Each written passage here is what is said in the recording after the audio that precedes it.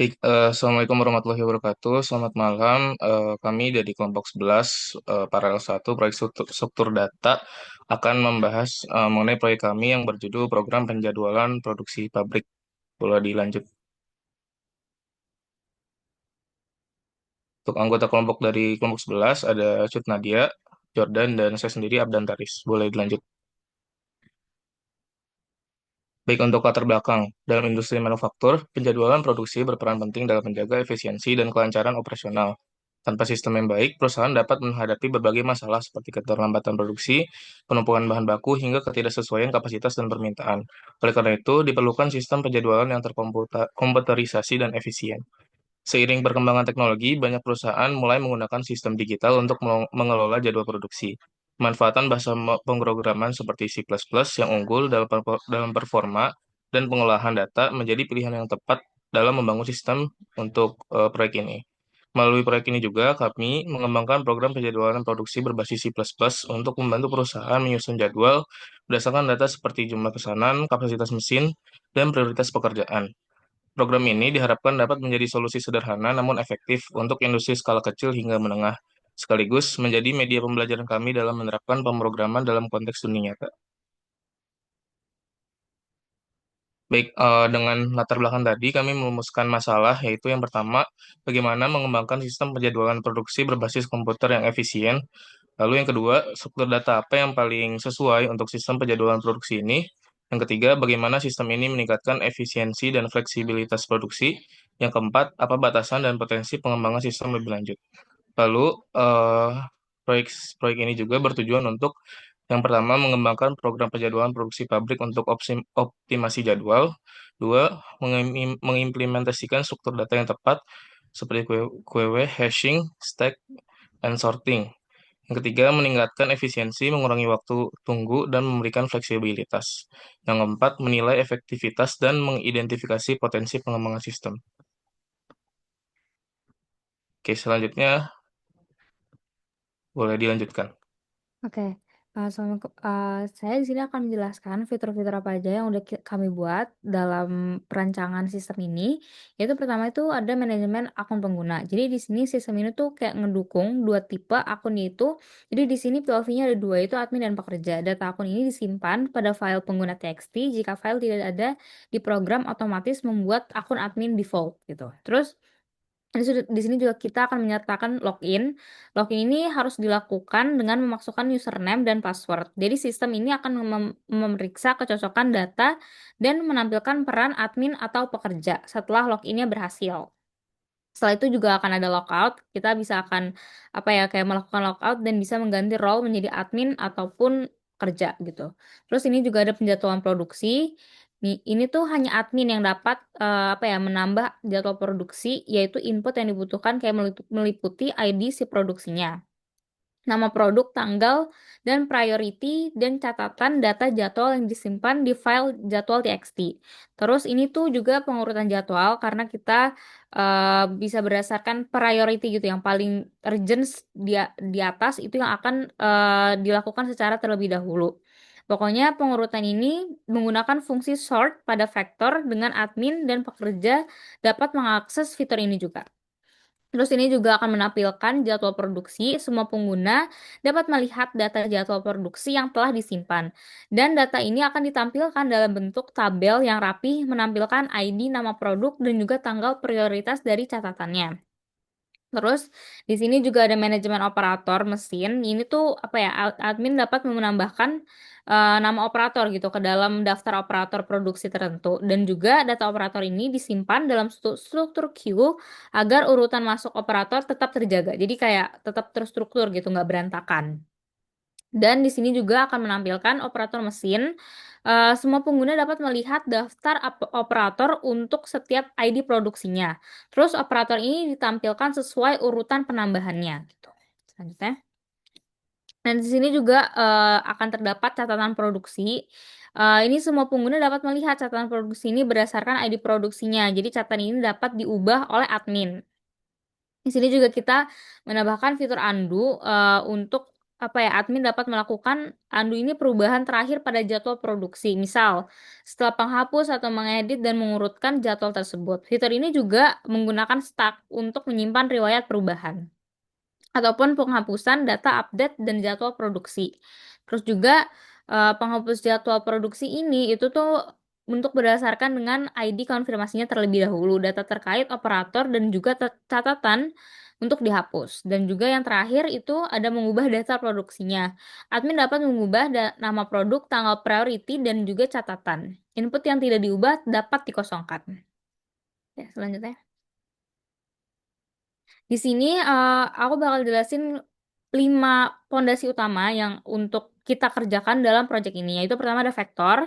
Vektor ini salah satu struktur data utama yang digunakan dalam sistem, dan ini juga sangat penting untuk pencetakan data dan manipulasi struktur. Penggunaan vektor ini dalam sistem berbasis konsol ini dinilai tepat sebagaimana jadi kayak menyatakan bahwa struktur data ini sudah sangat cocok untuk membutuhkan fleksibilitas tinggi dan efisiensi runtime dalam mengolah kumpulan data yang dinamis. Terus di sini kita juga pakai stack, kita udah jelasin tadi di awal untuk mendukung fitur undo sistem menggunakan struktur data stack. Jadi kita menggunakan data stack untuk sistem undo. Terus juga ini kondisi sebelumnya disimpan dalam stack ketika pengguna mengaktifkan fitur undo. Sistem ini cukup mengambil data tumpukan teratas dan mengembalikannya lagi gitu. Terus selanjutnya kita pakai sistem struktur data queue. Dalam sistem ini, queue ini untuk digunakan untuk mengelola daftar operator mesin yang ditugaskan pada tiap jadwal produksi. Operator dimasukkan ke dalam antrian berdasarkan urutan kedatangan dan akan ditampilkan atau digunakan sesuai prinsip first in and first out atau FIFO. Hal ini juga kayak menciptakan sistem pelaksanaan kerja yang adil dan sesuai urutan yang telah ditetapkan gitu.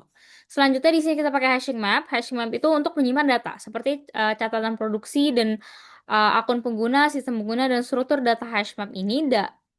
Dalam hal ini kita memakai unordered map yang hash mapnya memungkinkan pencarian data berdasarkan kunci seperti ID produksi ataupun nama pengguna dengan waktu akses yang sangat cepat secara rata-rata. Terus yang terakhir ini kita menggunakan metode sorting. Salah satu fitur ini penting dalam sistem adalah sorting itu untuk mengurutkan data jadwal produksinya. Jadi kayak kita mengurutkan melalui sorting mengurutkan data jadwal produksinya itu melalui sorting. Pengguna ini diberikan opsi untuk mengurutkan data berdasarkan priority. Jadi semakin tinggi prioritasnya, semakin di depan gitu, semakin awal kita mengerjakan si program tersebut. Terus tanggal produksinya dari yang paling awal hingga paling akhir. Pengurutan ini dilakukan secara efisien menggunakan fungsi pengurutan standar yang terdiri dalam C++. Mungkin selanjutnya. Ya, Oke. jadi saya akan melanjutkan ya. Jadi untuk pada fungsi-fungsi yang kami miliki pada kode kami itu yang pertama ada tambah produksi. Jadi tambah produksi ini untuk menambahkan data produksi baru ke dalam vektor pada jadwal produksi beserta dengan catatannya. Yang kedua ada urutkan produksi. Jadi urutkan produksi ini untuk ngurutin jadwal produksi berdasarkan tanggal atau prioritas. Jadi kalau berdasarkan prioritas dia akan dari skala 0 sampai sampai seterusnya. Dan untuk tanggal akan tergantung yang paling cepat dengan deadline itu yang mana. Atau ketiga adalah tampilkan jadwal. Jadi tampilkan jadwal itu bisa dilihat oleh admin maupun pekerja eh, yang menunjukkan seluruh jadwal produksi yang ada. Yang keempat adalah tambah operator. Jadi yang tambah operator ini menambahkan nama operator ke antrian queue berdasarkan ID produksi. Kelima ada tampilkan operator. Tampilan operator ini nampilin semua operator yang terdaftar untuk suatu ID produksi yang ada. 6 itu untuk melihat catatan, itu menampilkan catatan produksi berdasarkan ID. Yang ketujuh ada hapus produksi yang udah ada berdasarkan ID-nya. Ke-8 ada update produksi, yaitu memperbarui data produksi, contohnya kayak nama, tanggal, prioritasnya, dan catatan yang diperlukan. Ke-9 kita ada undo perubahan, yaitu mengembalikan data produksi ke kondisi sebelum perubahan terakhirnya. Ke-10 kita ada simpan ke file dan muat dari file. Ini menyimpan dan membuat data jadwal dari atau ke file jadwal txt dan pengguna.txt juga. Yang 11 ada login dan tambah akun baru. Ini tuh ngelakuin autentikasi pengguna dan penambahan akun baru dengan peran admin ataupun pekerjaan. Oke, berikutnya saya akan lanjutkan ke wait, sebentar. Saya akan melanjutkan ke live demo terkait kode kami.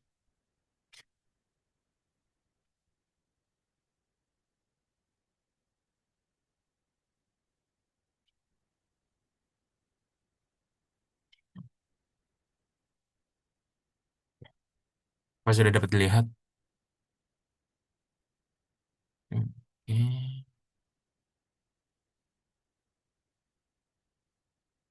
Oh, sabar. Ini karena udah ada banyak. Udah.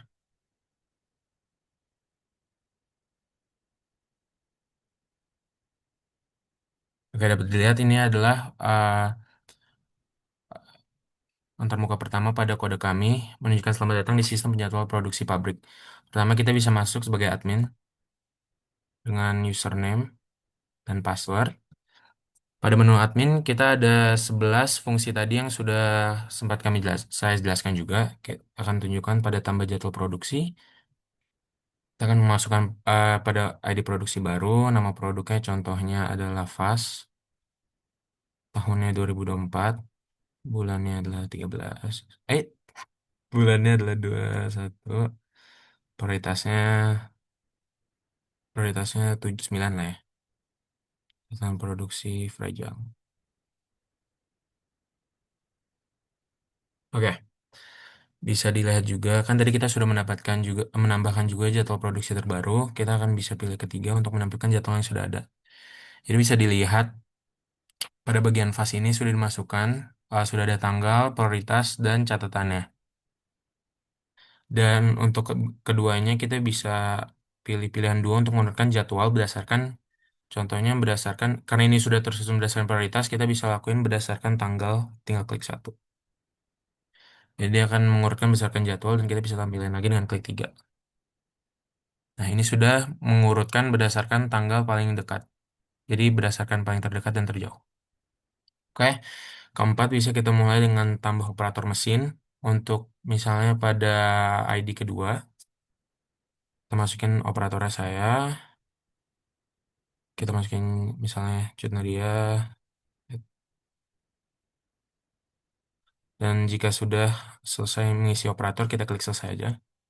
Dan sudah ditambahkan. Jadi waktu kita klik 5, mengisi pilihan 5 untuk prodi ini ID produksi 2. Bisa dilihat operator untuk produksi ID kedua yaitu untuk apa GSM FNS 40 ZL ini menunjukkan nama saya dan Cut Nadia. Oke, saya lanjutkan lagi untuk nomor pilihan ini fungsi ke-6 yang bisa melihat catatan produksi contoh ID pertama. Bisa dilihat catatan produksi untuk produksi ID nomor satu yaitu untuk mobil Nova contohnya. Habis itu berikutnya kita bisa nge-undo perubahan terakhir yang kita lakukan. Nah, untuk mengundo pilihan terakhir itu sudah mengundo pilihan terakhir. Jadi ini langsung balik ke sini. Jika kita undo lagi, menghilangkan fast yang sebelumnya sudah kami tambahkan juga. Habis itu pada 8 kita dapat menghapus produksi. Jadi misalnya contoh ID 1 yang dihapus. Apakah yakin? Jika yakin pilih yes. Bisa dilihat juga pada tampilan jadwal yang ID pertama itu sudah dihapus. Bisu berikutnya, kita bisa ngupdate produksi. Contoh pada yang ketiga, ingin diupdate memasukkan nama produk baru, contohnya menjadi bunga. Tanggalnya, kita bisa kosongkan jika tidak ingin diubah dengan ngecek enter. Prioritasnya tidak akan berubah juga. Kita klik nol. Kita bisa masukkan catatan, ini adalah hidup. Oke, karena sudah diedit juga, kita bisa tampilkan lagi, klik 3 dan berubah pada ID nomor 3 menjadi bunga dengan tanggal prioritas masih sama, catatannya berubah. Oke, berikutnya kita akan melakukan tambah akun pengguna baru. Contoh masukkan username pengguna baru misalnya Abdan dengan password 456 dengan role sebagai pekerja. Oke, karena itu juga udah di itu, kita bisa langsung coba ke akun tersebut dengan sekalian melakukan fungsi terakhir kita yaitu logout. Nah, setelah melakukan logout, kita bisa lakukan login sebagai pekerja dengan tambahan pengguna baru tadi. Nah, jadi pada sebagai login sebagai pekerja ini, kita hanya bisa melakukan 4 hal, yaitu mengurutkan jadwal yang ada, atau melihat tampilan jadwal yang sudah ada, melihat operator yang sudah ada pada satu, karena belum ada, contohnya misalnya, tadi berapa sih 3 ya?